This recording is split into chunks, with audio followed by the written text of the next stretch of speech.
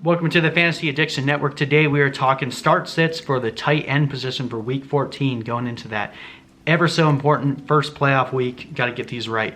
So starting with 5 starts, we're going to begin with old man Jason Witten for the Dallas Cowboys, plays the Chicago Bears on Thursday night.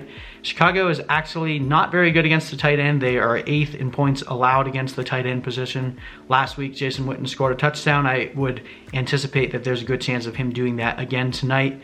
If you have Jason Witten, I think you can trust him going into the fantasy playoffs. Feel free to start him. Another kind of gross start, but someone that I think you can trust. Vance McDonald is playing Arizona. Arizona is so bad against the tight ends. Pretty much every week, with the exception of, I believe, 2 weeks, they've given up at least top 10, if not a top 5, most weeks, a top 3 performance against the tight end. And they just don't know how to stop the tight end. Vance McDonald has not been very solid. He's not been a great play most weeks, but if there's any week for him to blow up, it's the week that he plays Arizona. So if you don't have a better play, just close your eyes, submit the lineup, and pray for a touchdown. It's likely that he'll get one. Another good play this week is Kyle Rudolph. He's been coming into his own. He plays the Detroit Lions this week. They're 13th in points allowed against the tight end. Again, Thielen is coming back this week most likely. I don't think that he's going to get too many looks coming off of that hamstring injury, which just means that Kyle Rudolph and Stephon Diggs are going to benefit from that. I think Kyle Rudolph is likely to score another touchdown this week. If you have him, feel confident starting him. All right, another great play is Jack Doyle facing the Tampa Bay Buccaneers. They are number 3 in points allowed against the tight end position. T.Y. Hilton is looking like he's going to miss. We already know that Eric Ebron is out for the season, so Jack Doyle is one of the top targets for Jacoby Brissett.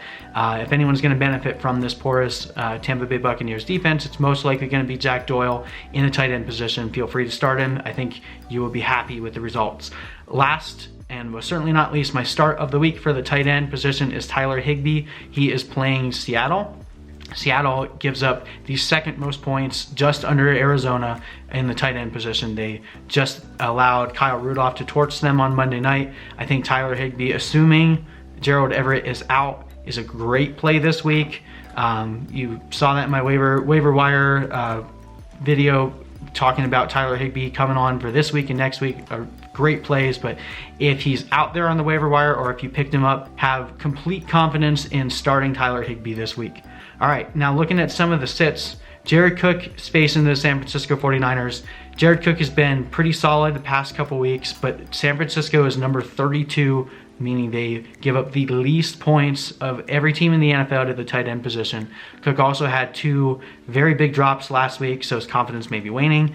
Ultimately, I think that this game will be a bit higher scoring than anticipated, but I wouldn't expect that Jared Cook is going to outperform, and if anything, he's going to underperform. If you have a better option, especially like a Tyler Higbee, I'm looking to pivot off of Jared Cook this week.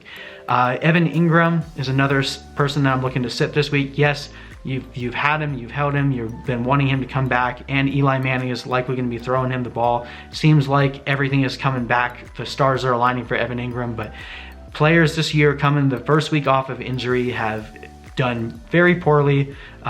Philadelphia is actually number 24 in points allowed against the tight end. So ultimately, coming back, we don't know how many snaps Evan Engram is going to get. We don't know how that game is actually going to play out. And it is a Monday night game, so you don't have a lot of time to pivot off of Engram if it turns out that he doesn't play this week. I'm looking to bench him one more week. If you have him, hopefully Tyler Higbee can get you to the next round of the playoffs, and then you can start Engram next week. All right, another tight end that I'm looking to bench this week is Jake Hollister. He plays the Rams, who are 23rd in points allowed against the tight end position. I'm looking for this to be more of a ground-based game for Seattle. I don't know that Russell Wilson is going to find too much success throwing to Jacob Hollister this week.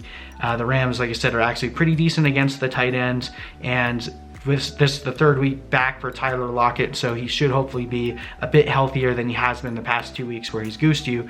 So I'm thinking Jacob Hollister will end up disappointing this week. I'm not looking to start him if you have a better option. Another player or players that I'm looking to bench would be the tight ends for the Panthers, whoever ends up going. That would be Greg Olsen if he comes back from the concussion, or Ian Thomas if Greg Olsen is out. Atlanta is middle of the road. They're 16th against tight end, but overall, I'm not expecting Atlanta to do too well in this game, meaning that the Panthers won't have to throw the ball nearly as much. I think this is a smash Christian McCaffrey week, and I'm really just not expecting there to be too much volume for the Panthers. And again, since Atlanta is much better against the tight end than they are against the receiver, I wouldn't expect a lot of work for Greg Olsen or Ian Thomas if Olsen is out. So please consider benching them if you have a better option. And lastly, Micah Kiseki. He is kind of a wild card. He's been pretty much a great play if he scored a touchdown and an awful play otherwise. He does play the Jets this week, who on paper are not a very good defense, but they're actually 28th in points allowed against the tight end. So if you had to make a bet this week as to whether or not Gesicki would have a good game, it's looking more likely than not that he's going to disappoint. So it's probably not that hard for you to find a better option than Gesicki this week against the Jets. I would look to bench him. All right, I hope you guys found this helpful. Good luck to all your teams in the playoffs this week, and we will see you in the next video.